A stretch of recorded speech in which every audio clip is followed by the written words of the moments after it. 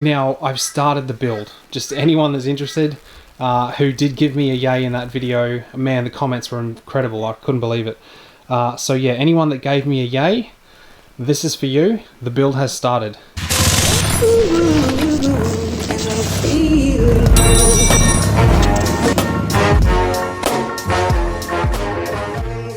Alrighty, I now have Denmark in the workshop. I've taken it from storage and brought it down here so that I could spend a bit of time on actually just getting it running. At the moment, it doesn't run. I can get it started, but it just doesn't idle, and I can't get it to run smoothly. So I took the battery out of Paris and put it in Denmark. Now they're just the nicknames I've given them. So yeah, that's CX500. I've just sort of borrowed his battery for now. And I'm gonna work on the carburetors. I've just been playing with them, taking them apart. I also have put just a cheap eBay master cylinder on there just to get the brakes to work. Now the front brakes are working, back brakes are working, and I'm just working on the carburetors. So I'm thinking about starting with just removing these handlebars. They're absolutely monstrous. Taking those off and getting another set of handlebars. And when I first bought this bike, I played around with the clutch. You may have seen that video. And I also took the radiator off and gave that a big clean out and gave it a bit of a coat of paint, heat-proof paint. So that's done, and I know that that's working. I also put the carburetors off this guy over here onto this and ran it, and it runs really smooth when it does run. So I know that the bike is running perfectly. I just need to figure out these carburetors to make it work with those rather than having to borrow them from another bike. I have bought a few parts, and I'm going to put that into the video of the stuff that I've purchased. But for now, let's just get this going so that I can get the bike working. I've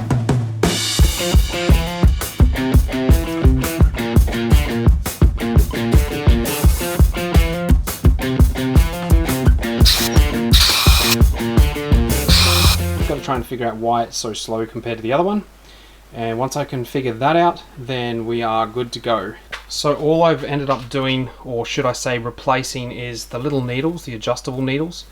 I've also replaced the float needle that sits just underneath here. They look like, if you don't know, they look like that. So I've replaced the new ones from the kit. I've left the jets exactly as are. I've cleaned them up, just spent a bit of time to make sure there's nothing inside them. Apart from all else that I've taken from the kit is the gaskets and the needles. So to get these needles out of the piston, all you do is take this plastic cap off. It's got an O-ring that holds it in, so it just comes off fairly easy. Then there's a flathead screw down inside that hole there, and that can take that needle off. And then I dropped the two needles in, did those screws back up really tight, and now I'm just at the assembly stage.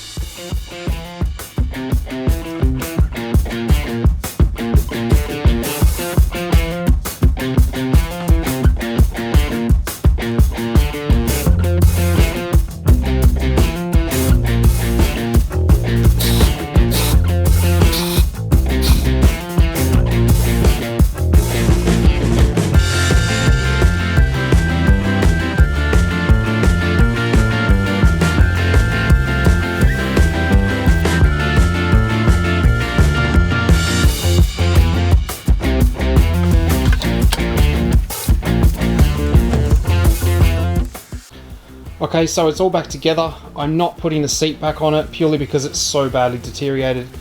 The underside, the steel is just flaking away, and as you can see, there's a bit of it there. And I'm not going to be running this standard airbox anyway. I'll be putting probably pod filters, a good quality pod filter on there. The battery has been borrowed from the other CX. I'm not sure how much power she's got because I was playing with it yesterday.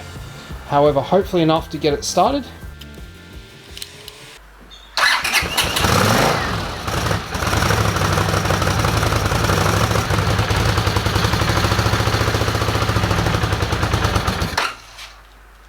So in part 2 of the hump build video series, I think it was episode 26, right at the end of that video I asked who wanted to see me turn my other CB750 into a Scrambler.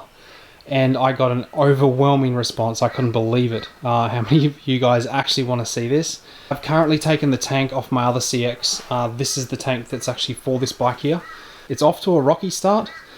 The reason for that is because I have pretty much taken these carburetors in and out of this bike, I'm guessing probably 4 times now. What I did find actually was one of the bowls was leaking, it was dripping, and it was obviously the overflow. I figured it must have been the float wasn't working correctly. If you know carburetors, you probably know what I'm talking about. If you don't, then don't worry, I'm not going to talk about this for too long, but I will show you what I found. Basically, I don't know if you're going to be able to see this on video, but if you look along that line of that brass rod there, the very top of that brass rod, you can see there we go, you can see a hairline crack. That is what I found in this carburetor, and that's why it was leaking. It took me so long to try and figure this out, but that was the cause of the drip. The drip coming out of here when it was sort of sitting, it was just a little tiny drip every now and again. And man, I spent so long trying to play with these floats and trying to get it, figuring out what it was. And I don't have a height adjuster for carburetors for the float height adjustment, so I didn't go into too much depth with that. I just kept taking parts off this one, which I know is running perfectly, and putting it straight onto this one. I know that's probably not the best way to do things, but it's what I was doing. It's what I had my hands on at the time, and like I said, she's off to a rocky start. So I apologize if this video isn't of great quality. It is getting on in the night, and I've got a headlight on just so that I can see what I'm doing.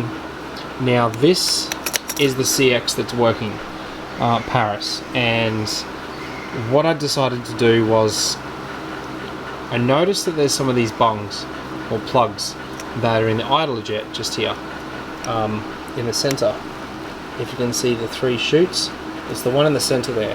I know it's really hard to see, but the one in the center. So I thought to myself, this one here doesn't have that, and I couldn't really understand why. Maybe they had fixed the problem, because this is a 78 and this is an 81, and I thought maybe they'd solved the problem. And I didn't put these in because it just didn't have them in there when I rebuilt it. There was just nothing in there. So I thought, well, maybe they don't need them. And it was just an oversight, I guess. So what I did was, I wanted to figure out if it actually needed these or not. So I took the bowls off this one here, dropped them down, took these guys out and tried to fit them in that guy. A little bit different size. These didn't fit. So what I did was, and this is just a quick fix to see if this was going to solve the problem. It's just a process of elimination. What I did was I got a bit of silicon, just normal grade silicon, and chopped the actual end of it off, as you can see, these little bits here, and took, because this is all dry silicon inside here, and took the silicon out of that and made a bung made 2 bungs. So what I did was I put that bung inside there, put the bowls back on, screwed it all back together, and it started perfectly. I couldn't believe it. That's all it was. It was just overfueling through that particular channel. Through there, it was getting so much fuel, and it was just blowing black smoke. So the CX Scrambler or Street Tracker build has a little bit of a rough beginning to get started, but that's okay. We are up and running now, so it's now on to getting bigger and better and more exciting things to work on, rather than that damn carby. I think I've did it about 4 times. If anybody has any ideas on this build, on something you would like to see, particular exhaust style or particular seat style, the handlebars already purchased, so they're going to be pretty much just standard low set handlebars, I guess similar to that, but just slightly different. But yeah, if anyone's got any ideas on what they want to see in this build, just let me know. Just throw it in the comments and just say, hey Dan, I'd like to see whatever. The other thing is the tires. I went hunting for a set of 16 rear tires so I could just keep as it is now. Trying to find a knobbly set of 16 rears that will match the 19 front is damn near impossible. I've tried, and I think there's one set, but they don't sell them here in Australia, so I had to get them imported, which is adding more money to this build, which I didn't want to do. because obviously you guys know this is a challenge, $1,200. What I've done is I went and found a second-hand rear CX500 18, this is an 18, and I've got the 19 here. Now that's opened me up to a whole bunch of different tires now that I can fit on this, and I think I know what I'm going to go with. So that cost me $100, so that's added to the price so far. That's the first thing I purchased. The second thing obviously you can see there is the handlebars. I think they cost me $20 or $21. And then I also grabbed just a set of gaiters, rubber gaiters, which are, you know, obviously going on the front forks there to give it that, I guess, scrambler or street tracker look that I was going for.